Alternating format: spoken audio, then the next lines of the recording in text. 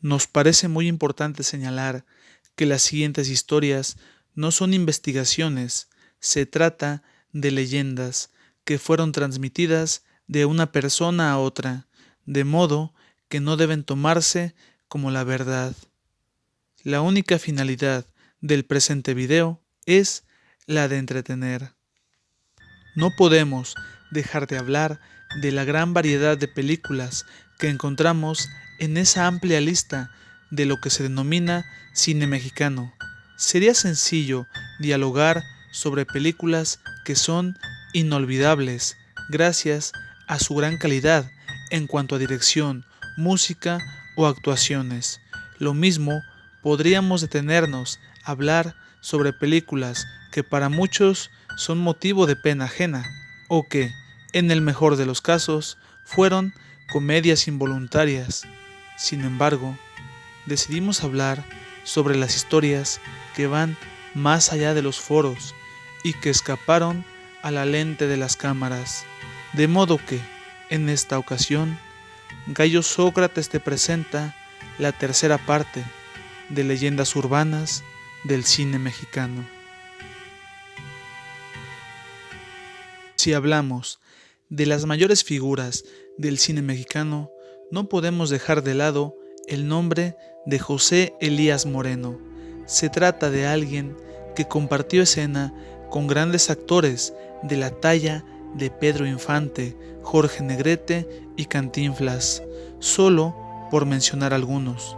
De sus papeles destacan el temible y malvado ogro de Pulgarcito, junto a otros como el noble y gentil profesor Cipriano en Simitrio, un ejemplo de profesor que consagró su vida no solo a la enseñanza, sino al bienestar de sus estudiantes. No podemos olvidar tampoco su tierna actuación como Santa Claus en la película del mismo nombre, donde, a pesar de sus tintes cómicos, se muestran algunas escenas y diálogos verdaderamente conmovedores.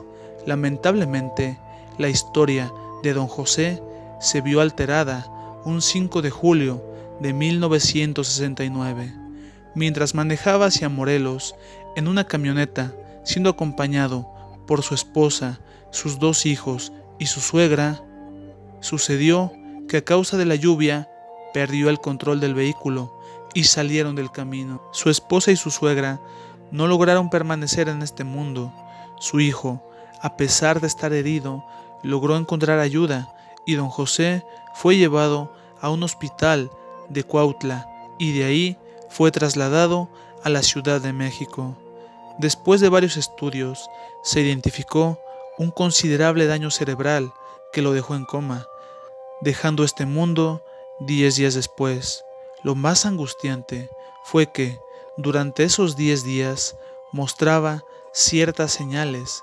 Varias veces apreciaban un leve movimiento en sus labios, como si quisiera hablar, lo mismo con sus párpados, dando la impresión de que buscaba abrirlos o fruncirlos. Se dice que casi al final de su vida salió una lágrima de sus ojos, lo que fue interpretado como una señal de angustia de alguien que no podía luchar más, mientras no dejaba de sufrir. Muchos llegaron a creer que don José escuchaba lo que sus médicos y familiares decían y vivió 10 días de desesperación.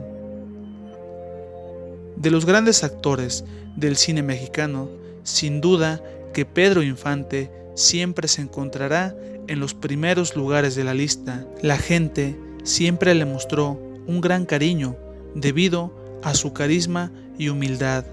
De lo anterior existen varias historias.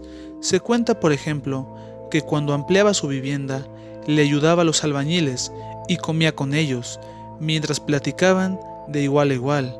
Lo mismo, fue amigo del pueblo que de la clase política.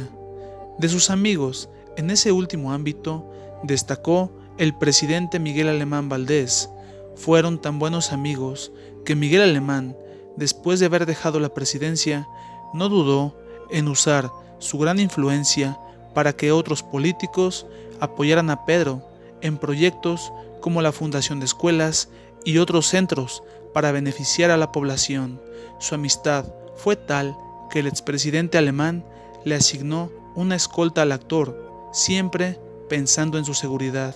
Se cuenta que Pedro Infante inició una aventura amorosa con la Miss Universo francesa de apellido Martel, durante el tiempo que ella estaba comprometida con Miguel Alemán Velasco, el hijo del expresidente alemán, de manera que gente de su círculo cercano comenzó a tramar una conspiración contra el actor y cantante. De aquí surgen dos leyendas. La primera indica que la clase política estuvo detrás de aquel accidente que ocasionó que Pedro Infante abandonara este mundo. La segunda señala que fue el propio Pedro quien simuló el accidente con la intención de vivir en paz, lo suficientemente alejado de las amenazas que venían desde el poder. Desde entonces, muchas otras leyendas, la mayoría ya desmentidas, surgieron y siguen surgiendo en torno al ídolo del cine mexicano. Cesáreo Quesadas nació durante el año de 1950. No pasaba de los 7 años cuando participó en la película Pulgarcito, interpretando al protagonista.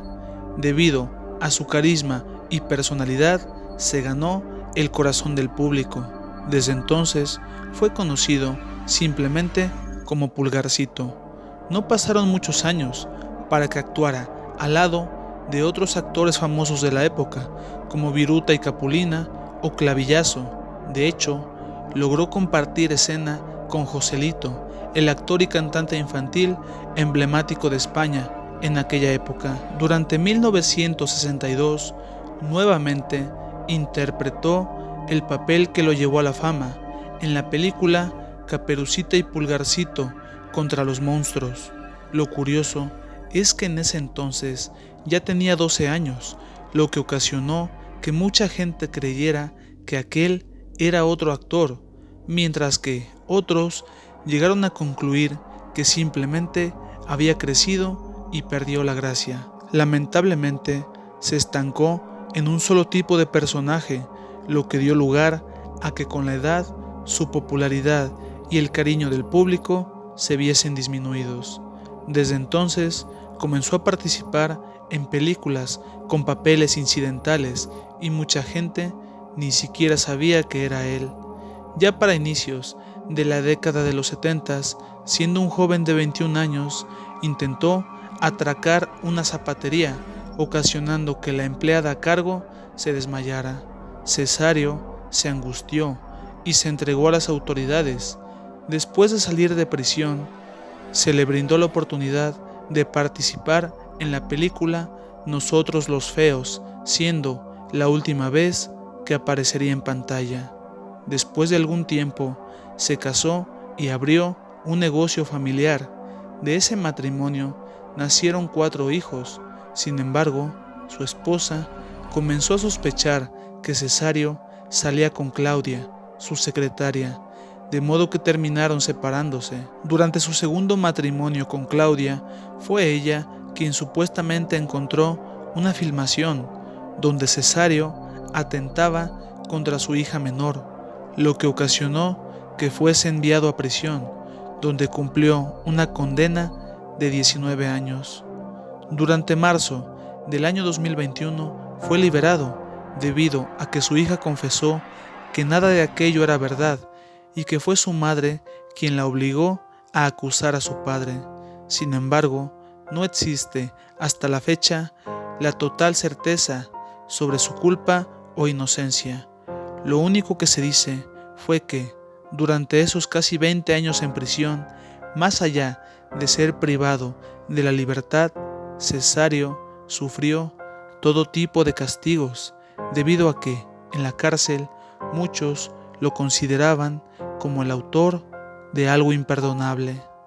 Después de haber salido de prisión, solo habla de su vida presente y evita cualquier comentario sobre esas 2 décadas. De ese modo, llegamos al final de este video. Si te gustó, danos un like y suscríbete para más trabajos. Gracias.